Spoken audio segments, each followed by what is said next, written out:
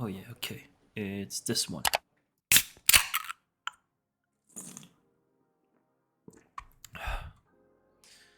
All right.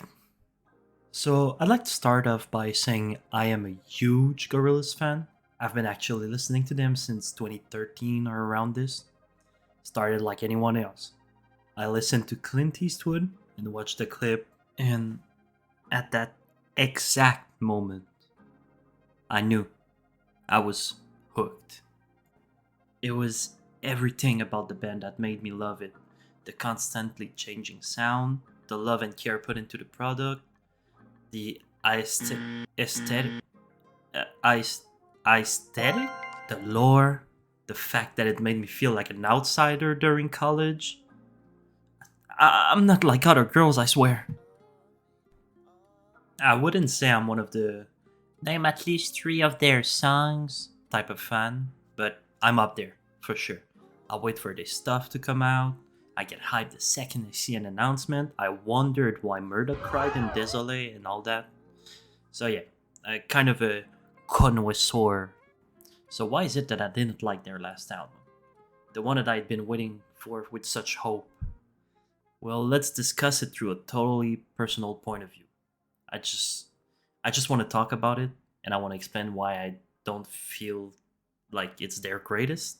I know some people do. I know it's like really good in the charts and everything, but I didn't like the album all that much and I just want to talk about it. All right. Let's just go back some time. We're in 2022 on the 22nd of June and my dumbass is laying on my couch and I just see a pop up on my phone. It says Gorillaz just got a teaser out for a new song. It's called Cracker Island feat. Thundercat. I didn't know him at all at the time, but now I do and just go fucking watch his stuff. I just pressed it to check it out. And it was just holy shit. It was the best 15 seconds of my entire life. And to say I was flabbergasted would be an understatement. It felt so fucking good. And of course, I had missed the North American tour announcement. They were coming to me. Quebec, baby. Lord of our Savior, je me souviens. For the first time in my fanboy life, I'd have a chance of seeing them. And I was thrilled. But I'm getting ahead of myself. I was excited for the song in the clip. The fucking music video looked gorgeous in all aspects. And just a few hours later, the song is out. I, I couldn't believe my eyes or my ears for that matter. It was the best thing I'd heard in many, many fucking years. I'd like to mention that at that point, I hadn't listened to any of the Song Machine songs. I decided to give them a try much later. I might make a video on that if you want it. Let me know in the comments. So I was sitting there on my couch, wide eyed, just waiting for the rest of the album. But it wouldn't come for a long, long time. In the meantime, they went on their tour and gave us some more songs to feed on, which were New Gold, feat. Tame Impala, Baby Queen, and to end it all, Skinny Ape. It was way too much for me to handle. I thought it would be the album to rule them all, the one and only. I thought I'd listen to it every minute of my life, every chance I got. But you already know, the story doesn't end like that. By now, you should already understand that maybe that was the reason I didn't like the album as much as I wish I did. But we're gonna talk of other stuff before just jumping into why I didn't like the album. So yeah, we're gonna divide this video into some segments. First off, we'll talk about the music. Second, we'll talk about the hype and wait for the album. Then the lore and the show experience. Because of course I went to see them, but I'll fanboy only at the end so you'll be able to leave before. So here goes nothing. Let's talk about the music. On Cracker Island it was born to the collective of the dawn. In total, they released 14 tracks for the Cracker Island album. Well, for the deluxe version, that is, there is only 10 on the bass one. I got the deluxe version, of course, because I'm a fucking fanboy, but we'll only talk about the bass one since it's supposed to be the most available one, and it's the shortest one as well. I think the tracklist has some really high highs, but some really low lows. It's kind of childish how I say it, but let's start off strong with the one and only. On Cracker Island it was born to the collective of the dawn. They were planting seeds at night to grow a made up. Cracker Island is the eponymous song of the album, of course. It's the fucking title, it's everything. And it's perfect. And I thought since it's the eponymous song, the album is gonna be perfect. I was really fucking wrong, but we'll talk about it later. Right now, let's just focus on Cracker Island, the song, and not the album. This song just makes me want to crank up the volume in my fucking 2014 Lancer and drive off in the distance. It gives you that fucking, summer vibe with a little bit of 70s, 80s synth. It's amazing. It's great. I wish the whole album would be like that. And featuring Thundercat. Go listen to Thundercat. I know I probably said it before, but just go listen to his stuff.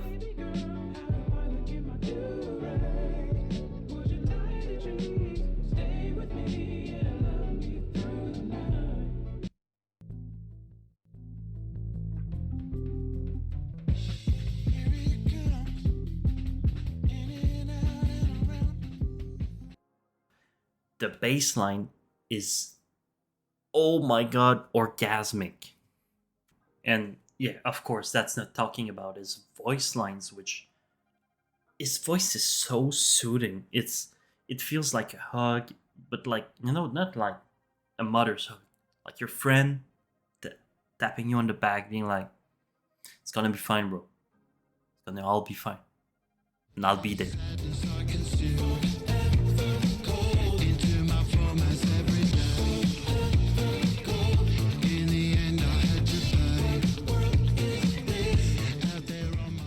Even though this song starts the album really strong, well, the next song isn't as, let's say, perfect.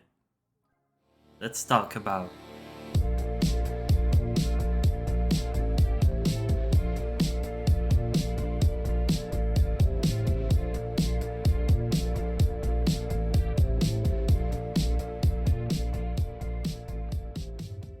featuring Stevie Nicks, which I do not know.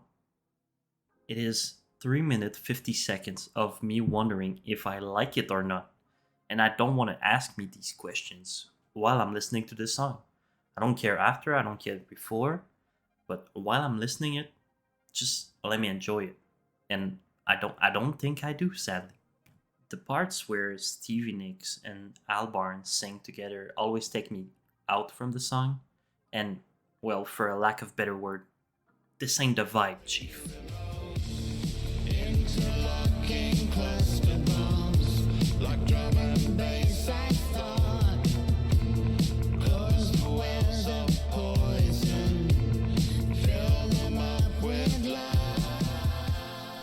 Because, nah, it's not working.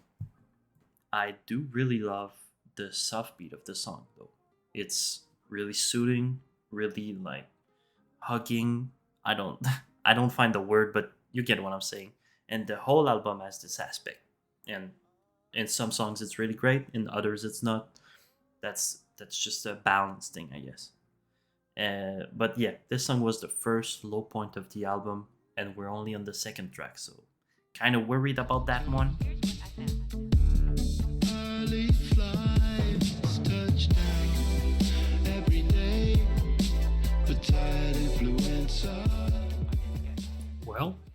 I don't like it. I just don't, and I can't exactly say why, because I don't understand why. I feel they just needed to fill in the third spot of the album. I'll say I love the synth in the song, but that's about it. Just feels out of place for me. Usually, the Gorillaz song that I don't like grow on me after some time, but this one doesn't. For example, I wasn't a big fan of like Hallelujah Money. Trust me, hallelujah, hallelujah, money, hallelujah. And We Got the Power.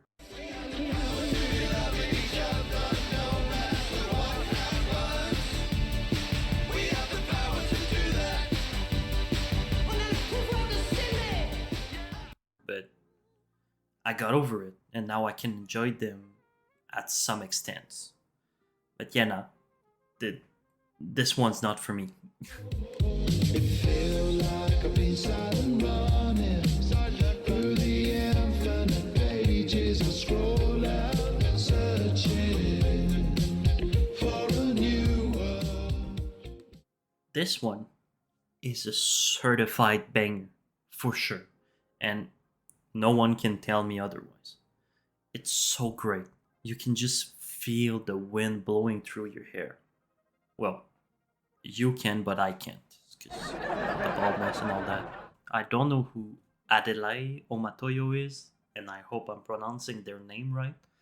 But what they bring to the table is so strong and beautiful. It's a voice you don't hear often. It's just, it feels warm, and I like it. Taking me, there's no way out of here. In the labyrinth, I'll disappear to the dark place. From what I gathered, he or she or they, I don't know, is part of the Humans Choir, which is like the backup singers of Gorillaz. Of course, you get that. But yeah, a solid track that I could listen to forever. For sure. It's in my playlist, it's in my gym playlist, it's in my running playlist, it's in my day playlist, it's just in my playlist. You feel me? I want to listen to it every now and then. Just feels great. What's the next one? Oh yeah, it's this one, of course. Move to the spot, I'm one of a few. A whole lot of everything but nothing to do. To the inner Tesla, partner, ex-wrestler. He dates Francesca, they on the Xannies. Liposuction. New Gold is just fucking amazing. And I think Tame Impala was the right choice for it. I think the feat is amazing. And everything about it is great, right? But I'm starting to see a pattern where I feel all the songs that came out before the album came out are bangers, while the others are like meh to ugh at best, you know? But it do be like that. It's great publicity. It hypes up the people. Well, it hyped me up for sure. I don't want to forget to mention Booty Brown, which was also a feat on this song. What they bring to the table is also fucking amazing. Yo, a desolate city where it hurts to smile. Ran into the river since it's been a while. I'm raining in a rando. She's a social scandal. Give her such a handle when it's too much to bear. We don't get much Damon Albarn in this song, but you know, it's just, it do be like that. But what he brings to the table also is fucking amazing. I know I repeat myself a lot, like I use the same words, but this song is just fucking great. It's beautiful, and since it has an old-timey vibe to it, kinda, that's how I feel it. It fits well with the album. So that's about it for New Gold. Up to the next one.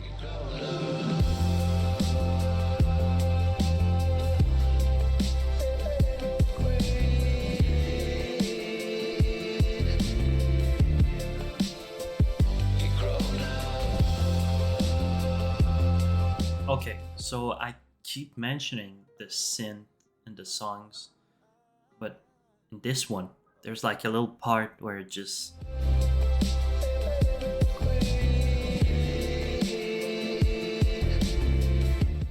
oh, chills, literal chills, baby. It is one of the songs that took some time to grow on me, and by that I mean I had to wait for the fucking chorus to start.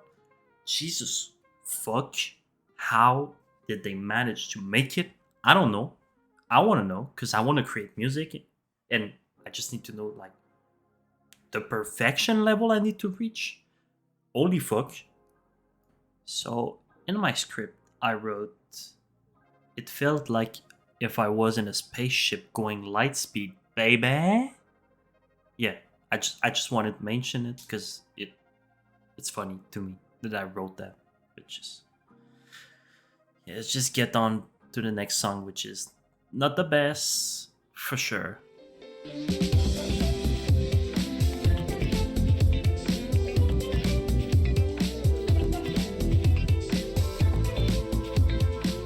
All right. I won't lie to you. This song has me bopping my head so fucking hard, but it is so boring. To be absolutely honest, I never look for it in my playlist because I don't listen to it. It's not made for me, I guess.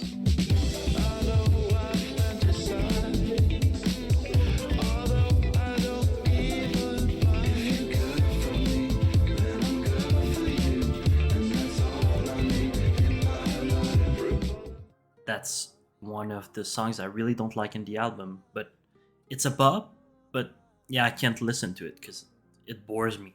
It's just it doesn't feel like something I should listen to. It feels like a project that was, right there, and we were no, let's put it in the album, see if let's throw something at the wall and hope it sticks.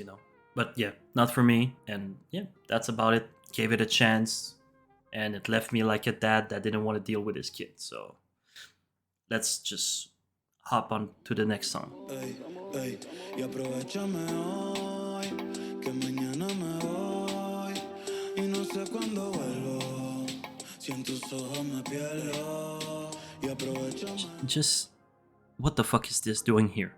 I understand like Gorillaz is all about changing sounds and having different styles in their albums, and I respect that. I love them for that. Actually, that's one of the reasons I respect them and I enjoy their music because it never sounds the same. But this thing just feels like, of course, big summer vibe, big like I want to dance on the beach with some girls and all. Even though I don't do that because I'm a respectable Christian boy. You feel, but yeah, no, this ain't it. This really ain't it. But I have to be honest. It's a great song for the genre it's from, and I respect that. The guy singing like has a real fucking good flow. His name is Bad Bunny, and I don't know them, of course, because that's not my style of music at all. I don't listen to that. But yeah, fucking great flow, bars, even though I don't understand because I don't fucking speak. I think it's Spanish.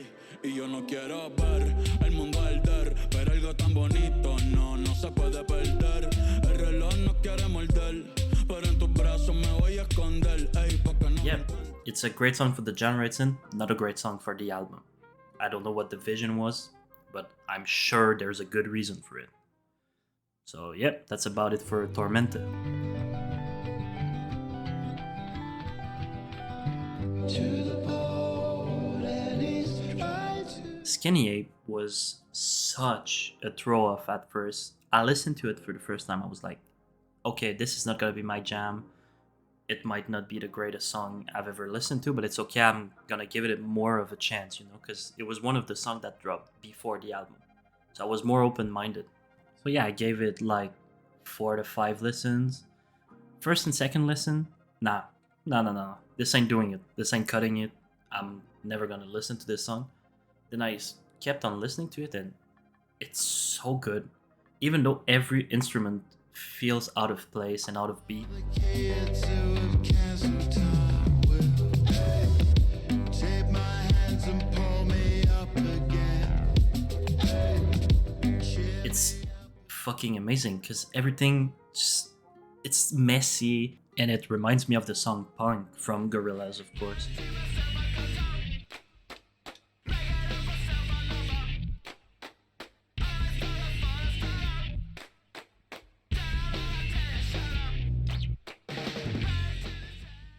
It was such a revelation when I discovered that song, and it made me understand how Gorillaz was able to, just change their old music, change their old catalog every now and then.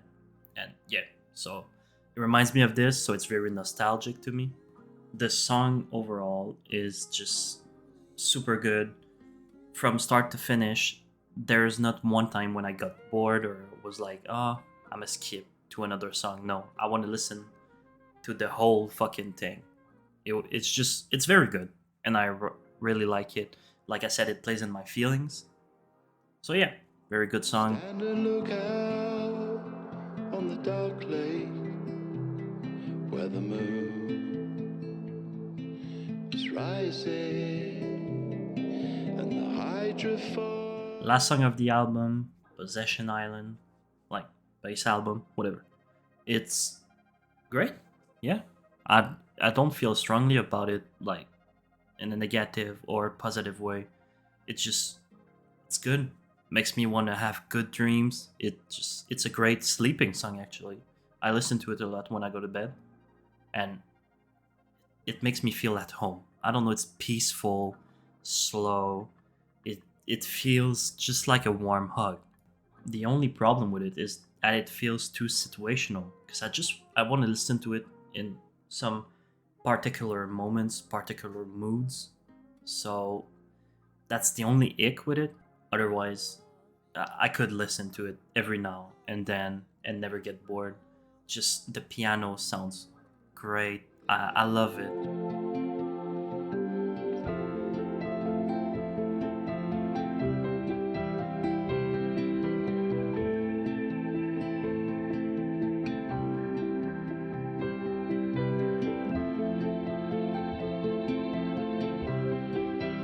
I want to fall in love with that fucking piano thing. It's great. I like it. So overall, I really love 6 out of the 10 songs from the bass album. That's more than the majority. So you might be asking yourself, why do you still not love the album? And to that, I'll answer.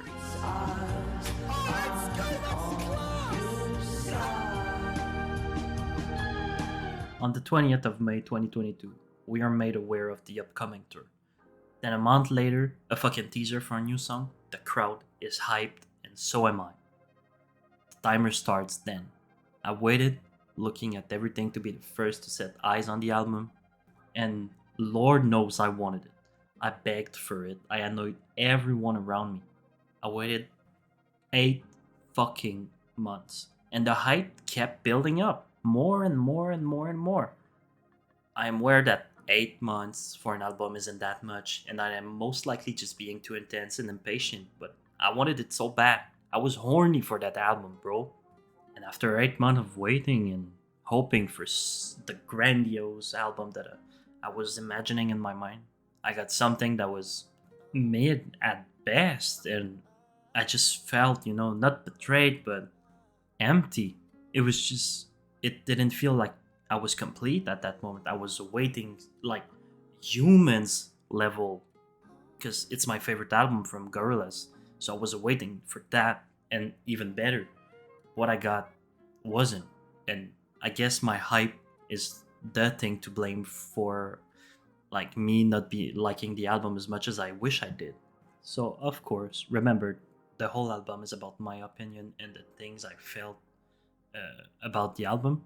It's not like I didn't go ask around, oh, do you like this album? Do you like this album? Because I don't care. I just wanted to share my opinion with y'all. Maybe it's wrong. Maybe I'm false. Maybe I'm right. Maybe I shouldn't think that I'm the only one who didn't like the album. Because overall, what I saw was 8 out of 10s everywhere. Well, for me, it's 5.2 out of 10, I'd say, at best. And I know my hopes being way too fucking high are the reason why Cracker Island was such a flop for me and not the Messiah I was dreaming of. So in the end, no, I did not like the Cracker Island album. Will I still listen to it? Yeah, for sure. I'll just skip the 4 songs that I don't like because I really do know deep in my heart that it's a fucking great album and that it was just the hype I made for myself that fucked me over. But that's okay because I'm just a fanboy like any other, and that happens. You wish too much, and then, well, you realize maybe it wasn't worth it in the end. All I can do now is recommend the album. Go listen to it. Make your own opinions. Fucking important. Don't let a 5'11" white bald dude from the internet tell you how to think. Go create your own opinion. And I hope to be able to make more videos. It's the first time I make like this type of video, so the format is kind of fucking weird, and I keep stalling my sentences. I'm sorry. I'm not used to this. So yeah, thank you for watching. Thank you for the time you took. Stay hydrated, of course, and I hope to see you in the next one. Love y'all. Bye. So I'll take a second in this part to like talk about the lore and the show experience because I want to share that with y'all. So the lore, I don't get it. I'm not gonna lie. I didn't watch videos on it. I don't like digging into that stuff. I like when it's delivered to me directly. So I didn't look into it, but I recommend you do because it seems very fucking interesting. I know there's like a cult thing where Murloc is like the leader. So yeah, go check it out. It seems very fucking interesting. The aesthetic of the whole album, the purple, the pinks, the like occult fucking just things. I really like it. I dig that. So it really vibrated with me. I guess that's one of the reason why it got me hyped up in the first place. So yeah, really liked it. And for the show, it was amazing. I'm a fanboy. I've been for a long time, and seeing them was my dream came through. Like my girlfriend bought the tickets. We went on the show. It was fucking amazing. I bought so much fucking merch. It's just it was a great experience. I'd go see them without even fucking thinking. I don't care about the price of the tickets. I'd get them. So yeah, I recommend seeing them if you're a fan of them and just they come through your place. Just go there. Go there. Just see them once. It's an amazing show. And that's it for me. Ciao bye for real this time. Have a good one.